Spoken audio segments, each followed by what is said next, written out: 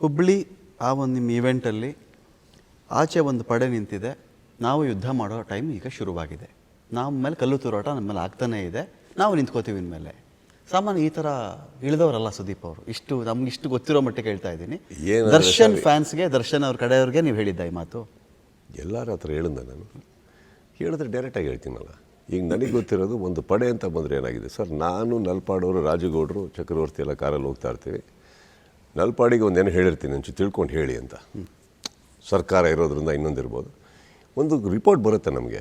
Okay, ಈ ಒಂಥರ ದುಡ್ಡಿನ ಟ್ರಾನ್ಸಾಕ್ಷನ್ಸ್ ಹಿಂಗೆ ಆಗ್ತದೆ, ಒಂದು ಪೈರಸಿಗೆ ದೊಡ್ಡ ಮೊತ್ತದಲ್ಲಿ ಪ್ಲಾನಿಂಗ್ ನಡೀತಾ ಇದೆ ಅಂತ ಬಂತು. ಮಾರ್ಕ್ ಪೈರಸಿ ಮಾಡಬೇಕು ಮಾರ್ಕಿಗೆ.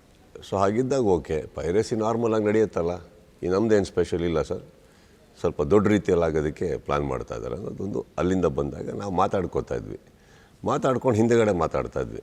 ಇದನ್ನು ಎಲ್ಲ ಒಂದು ಕಡೆ ವ್ಯಕ್ತಪಡಿಸ್ಬೇಕು, ಯಾರಿಗೆ ನಮಗೆ ಗೊತ್ತಾಗಿದೆ ಅನ್ನೋದು ಗೊತ್ತಾಗಲಿ, ತಟ್ಟಿಸೋಣ ಅಂದ್ಬಿಟ್ಟು ಬಂತು. ಈ ಮಧ್ಯದಲ್ಲಿ ಇನ್ನೊಬ್ಬರು ಕೇಳಿದ್ರು, ಅಂದರೆ ಮನೆಯಿಂದ ಒಂದು ನಮ್ಮ ಟೀಮಿಂದ ಫೋನ್ ಬಂತು, ಈಗ ಇದಾದಮೇಲೆ ಈ ಪಬ್ಲಿಸಿಟಿ ಇದಾಗುತ್ತಲ್ಲ, ಇದಾದಮೇಲೆ ನೆಕ್ಸ್ಟ್ ಏನು ಅಂತ ಬಂತು ಸರ್. ಓಕೆ, ನಿನಗೆ ಇನ್ನು 2 ದಿನ ಪಬ್ಲಿಸಿಟಿ ಬೇಕಾ, ತಾಳು ಮಾಡ್ತೀನಿ ಅಂದೆ ನಾನು. ಇದು ನಾವೇನು ಅಂದ್ಕೊಂಡಿದ್ವಲ್ಲ ಹೋಗಿ ಸ್ಟೇಜ್ ಮೇಲೆ ಹೇಳಿದೆ. ಇವತ್ತೇ ಗೊತ್ತಾಗಿದ್ದು ಎಲ್ಲೆಲ್ಲ ಏನೇನೋ ಎದ್ಬಿಟ್ಟಿದೆ ಅಂದ್ಬಿಟ್ಟು. ಆ್ಯಕ್ಚುಲಿ ಫ್ರ್ಯಾಂಕ್ ಏನಂದ್ರೆ ನಾವು ಮಾತಾಡಿದ್ದು ಪೈರಸಿ ಬಗ್ಗೆ ಸರ್. ಪೈರಸಿ ಈಸ್ ಅ ಪಡೆ ಸರ್, ಒಂದು ದೊಡ್ಡ ಗುಂಪು ಅದು, and it is a very serious matter, it is not A joke. ನಿಮ್ಮ ವಿರುದ್ಧ ಇರೋದು ಯಾವ ಕಡೆಯವರ ಪಡೆ ಅದು? ಈ ಒಂದು ಆನ್ಸರ್ ನಾವು ಯಾವತ್ತೂ ಕೊಡೋಕ್ಕಾಗಿಲ್ವಲ್ಲ ರಮಕಾಂತ್. ಇದನ್ನು ಸ್ಪಷ್ಟತೆಯಲ್ಲಿ ಹೇಳಬೇಕು ಅಂದರೆ ರೆಡ್ ಹ್ಯಾಂಡೆಡಾಗಿ ನಾವು ಹಿಡಿಬೇಕು. ಲಾಸ್ಟ್ ಇಯರ್ ಒಂದು 2-3 ಜನನ ಹಿಡಿದಿದ್ವಿ, ಕೊಟ್ಟಿದ್ವಿ, ಅದು ಹೊರಗಡೆನೂ ನ್ಯೂಸಲ್ಲೂ ನೀವು. ಯಾರ ಕಡೆಯವರು? Last time I think one of the actors side it was, see let me tell you something, we should never involve the actor into anything.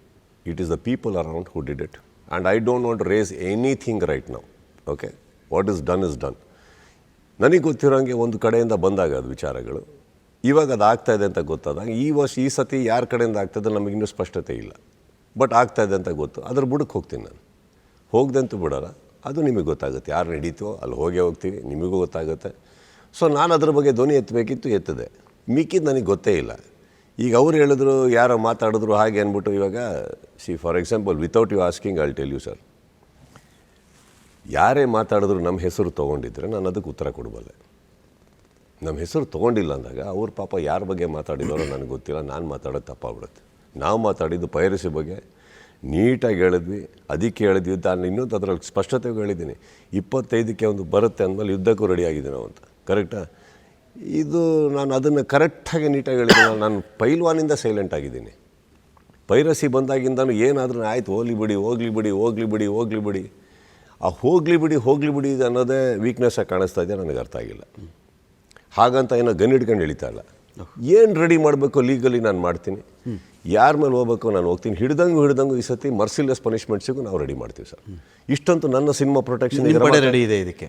ಪಡೆ ಅಂದರೆ ಸರ್ ಹೌದು ಸರ್, ಈಗ ನಾವೊಂದು ಟೀಮ್ ಸೆಟ್ ಮಾಡ್ತೀವಿ, ದೊಡ್ಡ ಮಟ್ಟಕ್ಕೆ ಮಾಡ್ತೀವಿ. ಆ್ಯಂಡ್ ಏನಾಗಿದೆ, ಇವಾಗ ನಾವು ಯಾರನ್ನೇ ಹಿಡಿದ್ರು ಸರ್ ಅದು ನಿಮ್ಮ ತನಕ ಬಂದೇ ಬರುತ್ತೆ. ಕರೆಕ್ಟ್? ನಾನು ಹೇಳೋದು ಗೊತ್ತಾಗಲಿಲ್ಲ. ಲಾಸ್ಟ್ ಟೈಮು ನಾವು ಒಂದು ಮರ್ಸಿಫುಲ್ಲಾಗಿ ಹೋಗಿದ್ದು, ಆಯಿತು ಬಿಡಿ. ಬಟ್ ಈ ಸತಿ ಆ ದೊಡ್ಡ ಮಟ್ಟಕ್ಕೆ ಪ್ಲಾನ್ ಮಾಡ್ತಾ ಇದ್ದಾರೆ ಅಂತ ಬಂದಾಗ ನಾವು ಇಳಿಲೇಬೇಕಾಗುತ್ತಲ್ಲ. ಎಷ್ಟು ದೊಡ್ಡ ಮಟ್ಟದ ಪ್ಲಾನ್ ಅಂದರೆ ಯಾವ ಥರ? ದೊಡ್ಡದೇ ಮೂವಿಗೆ ಡಿಸ್ಟರ್ಬ್ ಮಾಡಬೇಕು, ನಿಮ್ಮ ಮೂವಿಗೆ ಪೈರಸಲ್ಲಿ ಸಿಗುವಂತಾಗಬೇಕು. ಈಗ let me tell you sir, let me dilute it. I don't want to get into this.